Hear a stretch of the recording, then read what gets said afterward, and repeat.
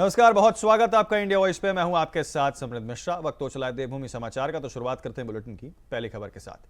देहरादून में एक सकारात्मक खबर सामने आई है, जहां सड़क सुरक्षा जागरूकता और पर्यावरण संरक्षण के उद्देश्य से 5 किलोमीटर दौड़ का आयोजन किया गया।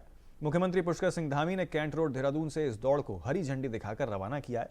इस अवसर पर आपको बता दें कि बड़ी संख्या में लोगों ने उत्साहपूर्ण भाग लिया। कार्यक्रम के दौरान मुख्यमंत्री ने सभी प्रतिभागियों को सड़क सुरक्षा नियमों का पालन करने और पर्यावरण संरक्षण के प्रति जागरूकता रहने की यहां पर शपथ दिलाई है। मुख्यमंत्री ने कहा कि यातायात नियमों का पालन करना और पर्यावरण की रक्षा करना हर नागरिक का कर्तव्य है और इस दिशा में सरकार लगातार प्रयास कर रही है। इस मौके पर विधायक खजानदास, सविता कपूर और परिवहन विभाग के अधिकारी भी मौजूद रहे। फिलहाल इस पहल के जरिए लोगों को जिम्मेदार नागरिक बनाने का संदेश दिया जा रहा है।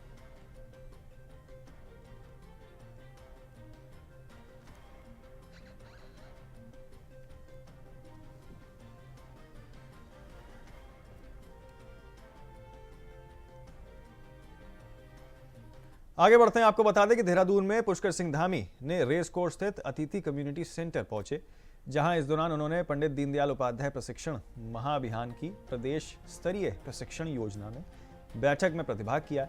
बैठक की अध्यक्षता महेंद्र भट्ट ने की। मुख्य वक्ता के रूप में राज्यसभा सांसद और प्रशिक्षण महाअभियान के क्षेत्रीय प्रभारी अमरपाल मौजूद रहे। इस अवसर पर प्रदेश महामंत्री संगठन अजय कुमार भी उपस्थित रहे। बैठक का शुभारंभ दीप प्रज्वलित के साथ हुआ। कार्यक्रम में पार्टी के प्रदेश पदाधिकारी, जिला अध्यक्ष, जिला प्रभारी और प्रशिक्षण समिति के सह प्रभारी सहित कई पदाधिकारी मौजूद रहे।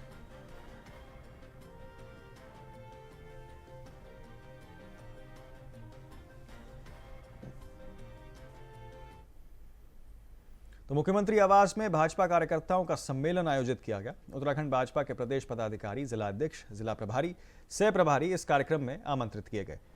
मुख्यमंत्री पुष्कर सिंह धामी ने कार्यक्रम को लेकर कहा कि हमेशा वे कार्यकर्ताओं को प्राथमिकता देते हैं और उनकी बातों को सुना जाता है। सरकार की योजनाओं को आम व्यक्तियों तक कैसे पहुंचाया जाए, इस पर कार्यकर्ताओं के साथ बात होती है।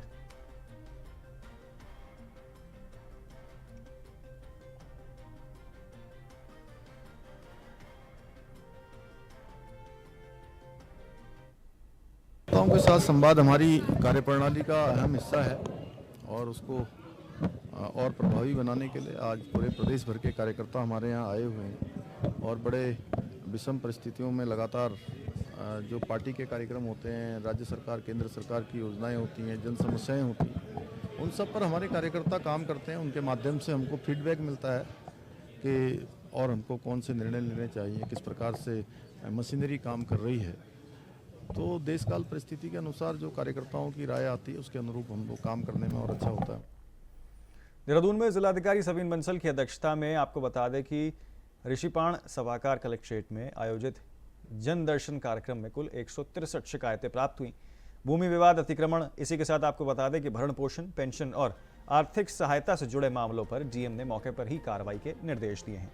डालनवाला निवासी विधवा सुनीता को राइफल क्लब फंड के तौर पर यहाँ पे जो है आर्थिक सहायता और विधवा पेंशन स्वीकृति की गई है, जबकि रेस कोर्स क्षेत्र के बुजुर्ग दंपत्ति को यहाँ पर बेटों द्वारा घर से निकाले जाने के मामले में भरण पोषण अभियान के तहत वाद दर्ज कराया गया। कुल 5 से अधिक भरण पोषण वाद दर्ज किए गए हैं। पुलिस पब्लिक स्कूल की शिक्षिका की सहायता कर या मुख्य शिक्षा अधिकारी से 3 दिन में जांच रिपोर्ट तलब की गई है।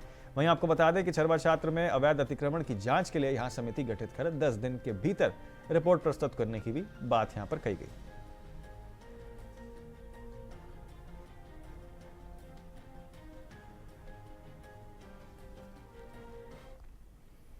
आगे बढ़ते हैं, आपको बताते हैं किस तरीके से देहरादून में बढ़ते अपराध पर लगाम लगाने के लिए पुलिस अब सख्त हो गई है। राजधानी के नए पुलिस कप्तान प्रमेंद्र सिंह डोभाल ने कहा कि सौहार्दपूर्ण माहौल को बिगड़ने वालों पर सख्त कार्रवाई की जाएगी। साथ ही अपराध पर लगाम लगाने के लिए हथियार को शहर में आने से रोकने के लिए भी पुलिस ठोस रणनीति बनाने जा रही है। वो अपनी जगह है, लेकिन पुलिस अपना काम अपने तरीके से करेगी। कोई भी व्यक्ति अगर सांप्रदायिक सौहार्द या किसी भी प्रकार का जातिगत सौहार्द, सांप्रदायिक सौहार्द या अलग जो भी जो हमारे जो धार्मिक या जो सामाजिक सामंजस्य है उसे बिगाड़ने का कोई भी कोशिश करेगा, निश्चित तौर पर उससे सख्ती से पेश आया जाएगा। इसमें मैं किसी भी तरीके का कोई भी जीरो टॉलरेंस पे हम लोग काम। उत्तराखंड सरकार ने हरिद्वार के श्यामपुर कांगड़ी क्षेत्र में पहली बार जन चौपाल का आयोजन किया। आपको बता दें कि मुख्यमंत्री पुष्कर सिंह धामी ने आर्य नगर में स्वयं उपस्थित रहकर ग्रामीणों और साधु संतों की समस्याएं सुनी हैं। सीएम ने बिजली, पानी और सरकारी प्रमाण पत्रों से जुड़ी शिकायतों का मौके पर निस्तारण करने के निर्देश यहां पर दिए।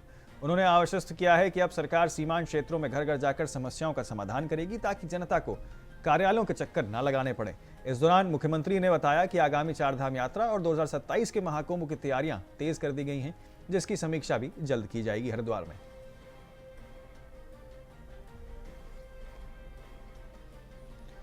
तो आपको बता दें किस तरीके से यहां पर घर घर जाकर जन समस्याओं का समाधान होगा, यह बात यहां पर सरकार की ओर से कही गई है। साथ ही आपको बता दें कि धर्मनगरी हरिद्वार में यहां पर मुख्यमंत्री की जन चौपाल का आयोजन किया गया। सीएम धामी की पहली जन चौपाल जो है ये बताई गई, जिसमें कई सारे मुद्दे जो है यहां पर जनता की ओर से उठाए गए। ग्रामीणों के द्वारा यहां पर जो है कई सारी समस्याएं मुख्यमंत्री के समक्ष रखी गई हैं और इसी के चलते आपको बता दें कि मुख्यमंत्री ने यहां पर त्वरित कार्रवाई की आश्वासन दिया है। लोगों के साथ साथ जो साधु संत हैं उनकी भी समस्याएं यहां पर मुख्यमंत्री द्वारा सुनी गई।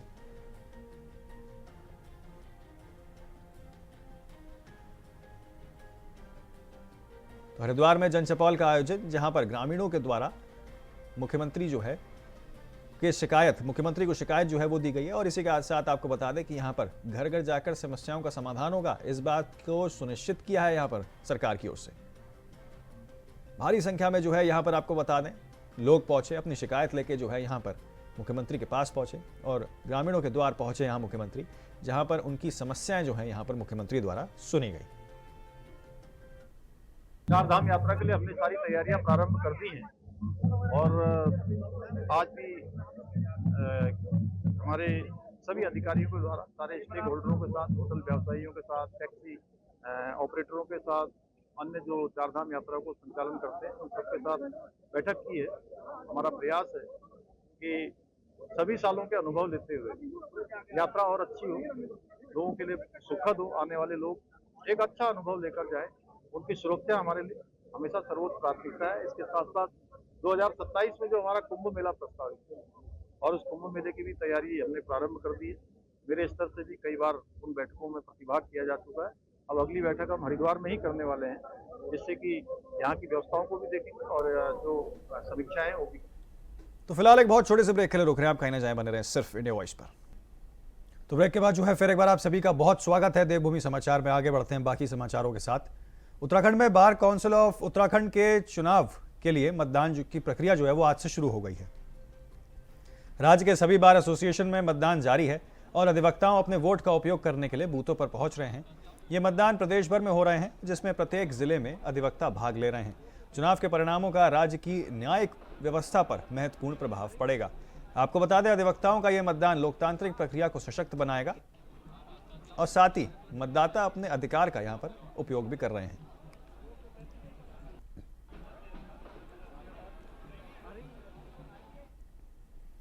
आगे बढ़ते हैं, आपको बता दें कि हरिद्वार रुड़की विकास प्राधिकरण कार्यालय में मंगलवार की सुबह उपाध्यक्ष सोनिका के कार्यालय में एक नशेड़ी के सोते हुए मिलने से हड़कंप मच गया। नशेड़ी रात के समय उपाध्यक्ष के कार्यालय में घुसा और जमकर उत्पाद मचाते हुए तोड़फोड़ की। इतना ही नहीं, उसने कार्यालय में लगी कुर्सियों की सीट पर भी तक फाड़ दी। ऐसे में रात के समय किसी का कार्यालय में सीधे तौर पर उपाध्यक्ष के कार्यालय में घुसकर उत्पाद मचाना बड़े सवाल खड़े करता है।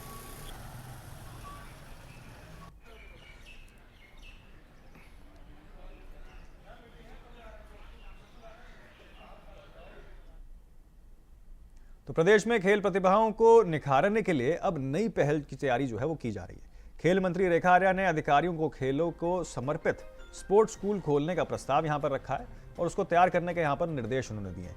इसके साथ ही आपको बता दें कि यहां पर फिट इंडिया और फिट उत्तराखंड ऐप के जरिए खिलाड़ियों को ऑनलाइन चेकिंग और कोचिंग देने की भी व्यवस्था यहां पर, इस पर भी जोर दिया जा रहा है। समीक्षा बैठक में आपको बता दें कि यहां मंत्री ने कहा कि उत्तराखंड को खेल भूमि बनाने के लिए नई सोच के साथ काम करना होगा। खेल विभाग की समीक्षा बैठक की गई है और इस बैठक में हमारे 2027 में जो नेशनल गेम होने वाले हैं, 2030 में जो हमारे राष्ट्रमंडल खेल होने वाले हैं, 2036 में जो हमारे ओलंपिक होने वाले हैं, उसके तैयारियों के निमित्त किस प्रकार से विभाग अपने स्पोर्ट्स पर्सन को कैसे हम और एक्सेलेंसी की ओर ले जाएं, उसमें हम क्या क्या चीज़ें हम लोग कर रहे हैं या हमें करना चाहिए, या जो हमारा गैप है उसे हमें कैसे फुलफिल करना चाहिए, उसको लेके आज चर्चा हुई है, जिसमें कुछ निर्णय जो है आज मेरी ओर से विभाग को दिए गए हैं, जिसमें हमने ये अपेक्षा करी है कि हम लोग वन डिस्ट्रिक्ट वन स्पोर्ट्स के कॉन्सेप्ट पे काम करें, जिसे हमारे यशस्वी प्रधानमंत्री जी भी लगातार कहते हैं। तो वन डिस्ट्रिक्ट वन स्पोर्ट्स में हमारे 13 जनपदों में 13 स्पोर्ट्स जहां जो बहुत अधिक प्रचलन में है, और जो आईओए का भी जो हिस्सा हो, तो हम लोग उस स्पोर्ट्स को जो है हम लोग बढ़ाने का काम करें, ये निर्देश दिए हैं। और उसका प्रस्ताव शीघ्र जो है वो कैबिनेट में लेकर आए, ये भी आज डायरेक्शन दिए हैं। तो राजधानी देहरादून में सुरक्षा व्यवस्था को चाक चौबंद करने के लिए पुलिस ने सख्त और बड़ा कदम यहां पर उठाया और सख्ती कहीं ना कहीं जो है बढ़ा दी है। पुलिस प्रशासन द्वारा शहर के विभिन्न हिस्सों में 20 प्रमुख चेकिंग पॉइंट चिन्हित किए गए हैं, जहां दिन रात सघन तलाशी अभियान चलाया जा रहा है और निर्देश भी इसी के चलते दिए गए हैं। अब बैरियर लगाकर संदिग्धों और वाहनों की कड़ी जांच की जा रही है। इस मुहिम का मुख्य उद्देश्य आम जनता में सुरक्षा का भरोसा बढ़ाना और अपराध पर अंकुश लगाना है।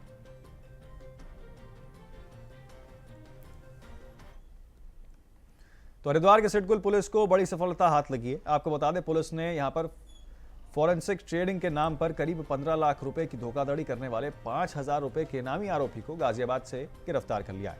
आरोपी वर्ष 2024 से लगातार ठिकाने बदल बदल कर पुलिस को चकमा दे रहा था, जिसके चलते कोर्ट ने उसके खिलाफ गैर जमानती वारंट तक जारी कर इनाम घोषित किया था।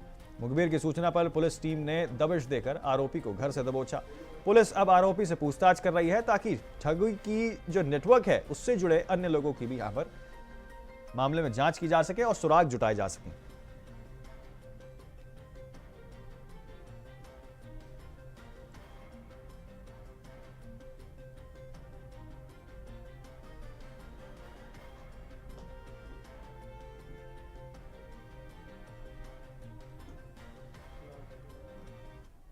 तो फिलहाल के लिए देवभूमि समाचार में मेरे साथ इतना ही। जल्द होंगे हाजिर और खबरों के साथ। आप बने रहें सिर्फ इंडिया वॉइस पर।